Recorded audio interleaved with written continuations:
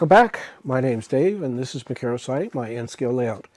We're still working on the paper mill, but today we're going to concentrate on the bridge that goes over the Spanish River that gives you access to the mill itself.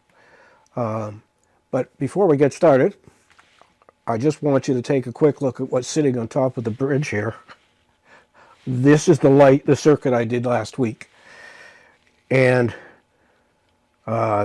it's now flashing like a police car. It's got a blue and a red, blue and a red, blue and a red. The reason it didn't work when I was doing it last week is not all of my soldering joints were as strong as they should have been, and so there were loose things.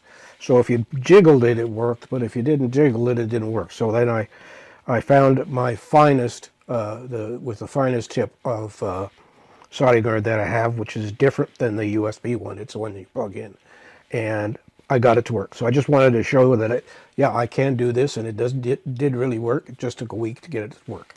So I'm just going to move this out of the way and unplug it. So the bridge is a concrete structure, just like the one here in Espanola. I'm going to switch to, sorry, there we go. So this is the bridge. It's 3D printed in 1, 2, 3, 4 parts, and then it is super glued together, or CA'd together, and then I have sprayed it down with model layers 71-131 concrete to give it a base. And what we're going to do today is weather it. Now, this technique is not one that I invented. If you want to see somebody who can do this better than me, you should go over to Boomer's diorama and watch him paint some of his stuff. It's amazing. He gets really great results. I'm not sure how this is going to work. I'm going to try and copy what he does, and we'll see where we get to today. So I have all of these colors here, and they're all sort of browns, and there's a couple of greens in there because I want there to be sort of moss growing around the base of the pylons that are in the water. So I have, I'm just going to move this up, and we're going to move to there, and we're going to switch to 6. So I have a wet pallet, and for those of you who don't know what a wet pallet is, it has a sponge in it that you flood with water, and then there are these sheets that you put on top of the sponge, and it keeps the paint wet for an extremely good length of time. In fact, I can come back tomorrow. All I have to do is put the lid on here, seal it up, and then tomorrow I should still be able to paint with these paints. So what we're going to do is I'm going to take this and turn it upside down. Oh, I wanted to. Next week's video will be installing the street lights. And let's go back to 7 for a second. So the bridge has pylons that are jutting off the edge of it. And what we're going to do is, I've got these LED street lights, and I think I got them from the website called Fun for Trying, or Fun. It's something like Fun for Trying. I'm pretty sure it is. I will make sure that I put it in the. And I'm just going to feed the wire in there. There we go. And so what's going to happen is, it's going to have lights just like that, 4 of them on the bridge. And we're not putting them on today because I am guaranteed to break something if I keep moving this thing around, and I've got 4 fragile little LED lights sticking up from it. So we're not going to do that. So what I'm going to do is I'm going to flip it over, and we're going to work on this surface. So I'm going to switch back to 6, which is my overhead camera. so you could see where we are at. And I'm going to zoom in a bit so you could see, and I'm going to hit the focus button because it's, did that focus it? I watch this monitor and I'm not wearing my glasses, and I can see really good up close, but I cannot see anything more than about 1.5 feet, 2 feet without it being kind of blurry. So I'm working at it here anyway. So what we're going to do is we're going to start, and I'm just going to take a section of this because we're not going to spend the whole day doing this. And the first thing I'm going to do is grab some water and soak this down with water, because the technique is all built around using as much water as possible and just doing thin layers.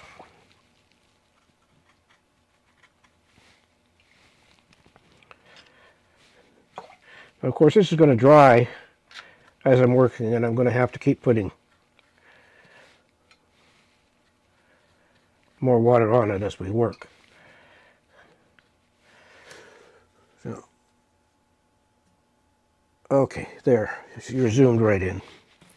So now what I'm going to do is I'm going to wet my other brush, which is something you should do. You should always wet your brush before you stick it in the paint. Don't stick it in the paint without wetting it, because the fibers of the brush will not absorb the paint the way you want it. So what am I going to do? I'm going to pick up this gray here, and I'm just going to dab it, and you can see that it doesn't, I'm not really painting with it as much as I'm just applying it.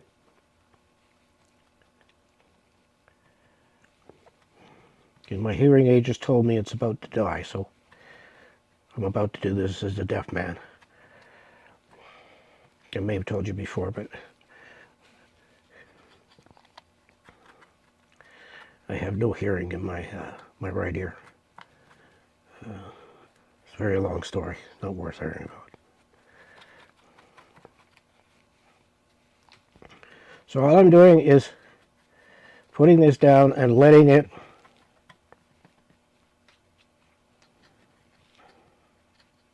spread out by itself. And I just keep picking up colors.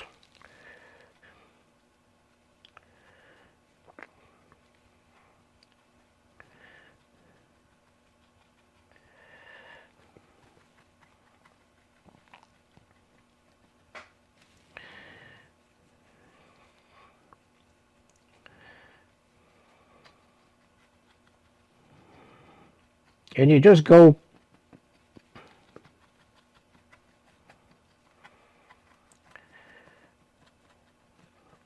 by the seat of your pants here with this method.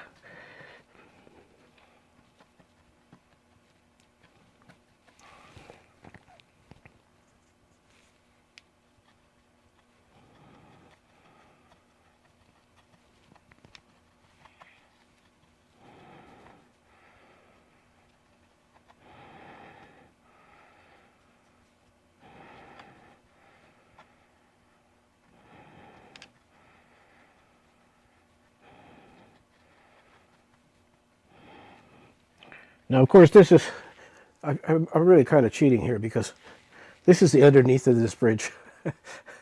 And unless you get down on your hands and knees and have a flashlight, you're never going to see this.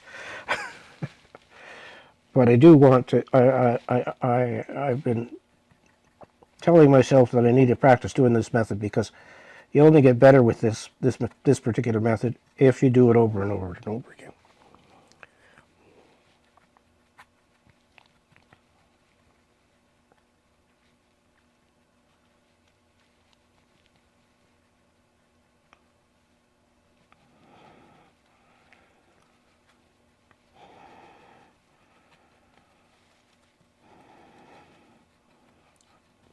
And like I say, we're not going to do the whole thing because that would be just tedious for you to watch. But you could see there's this section that's been done, and I'm just going to slide over, and you can see the section that nothing's been done. So I'm going to come back here, and again I'm picking up more color.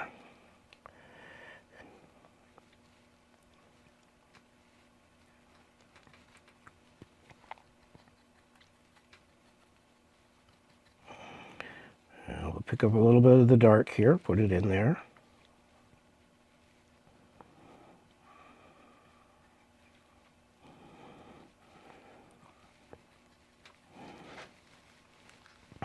Okay. So what I'm going to do, I'm just going to let that sit for a bit.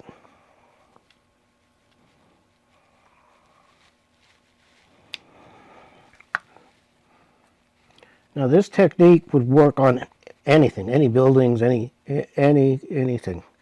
I imagine you could even use it on your rolling stock, because it would give you a nice soft blend between things, and that's what you want. You want. So there's that done. Now what we're going to do is we're going to tip this up on the side, and I'm going to see, and I'm going to work on this edge here. So here I'm going to just pick up the gray, and I'm going to dab this on and pick up some more water here.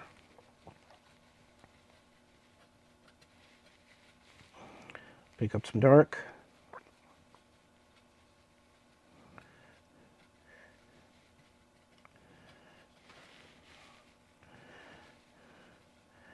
Now, like I say, this is going to be very subtle when it dries.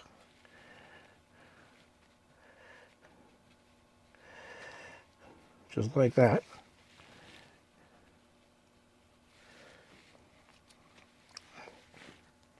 And now we'll flip it up again. And we'll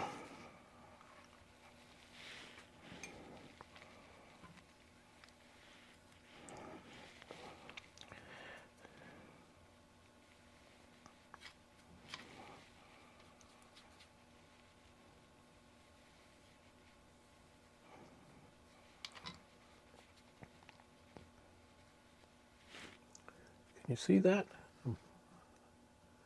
Again, I'm having trouble.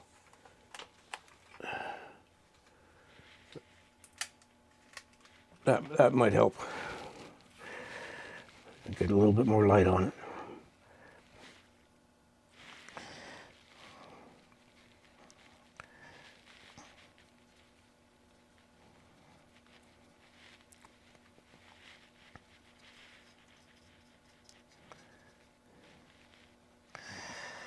Now down here at the bottom,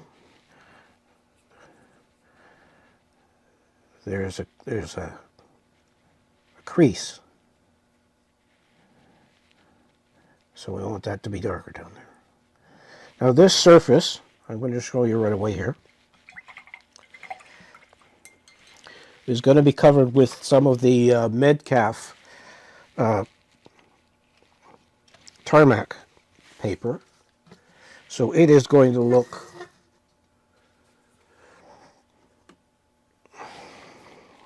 and we'll just tip it so you can see it here.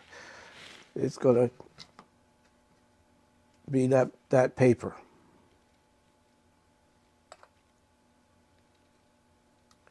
Am I getting, I'm just going to, sorry guys, just give me a second here. There we go. That's a heck of a lot better. What was wrong with that? I don't know. Anyway, we'll reshoot a bit of it here just so you can see it again. So now I'm going to go underneath here, and you can see how it's a very subtle weathering pass.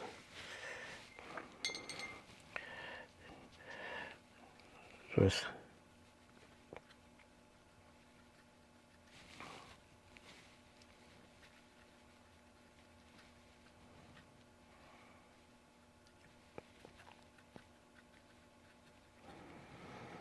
now this is obviously going to take me the better part of a couple of hours to paint it, but you can see that just by taking the colors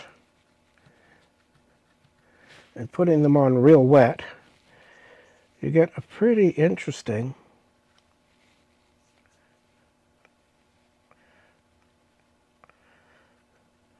effect.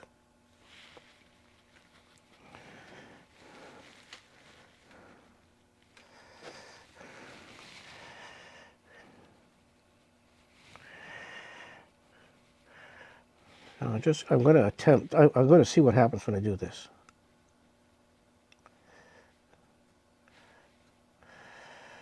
So this is green that I'm putting on here. And it's so subtle you can barely see it. And then if I want rust, I've got burnt umber over here. And I can just take the burnt umber and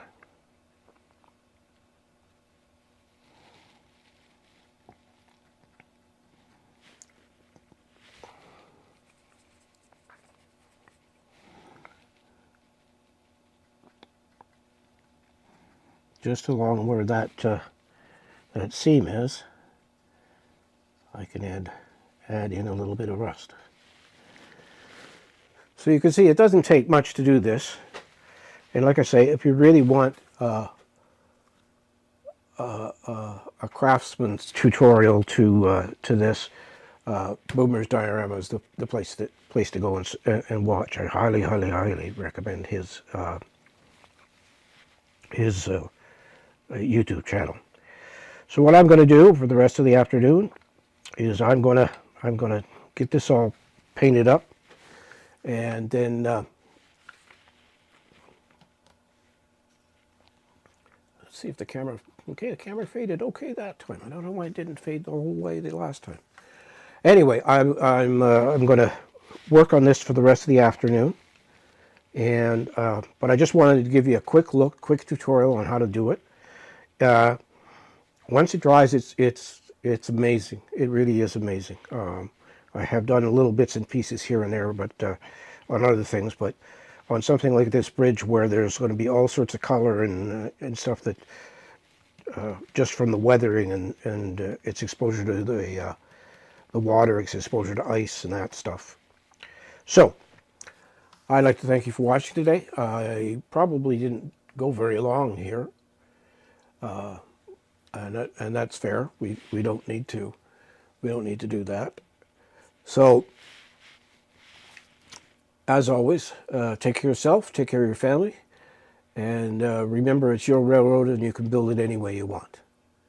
And I'll see you next week with the when we wire this up with the lights and we test it to see if it works. We're gradually inching up to being almost complete on the mill. There's still a lot of stuff that I'm going to do, but I'm not going to do it on camera. You don't need to see me doing a load of static grass, because I'm sure you all are aware of how to do static grass. But if need be, I might just give you a quick tour of what I've done back there in a couple of weeks, not next week though. So thanks again for watching, and I will see you next week. And bye for now.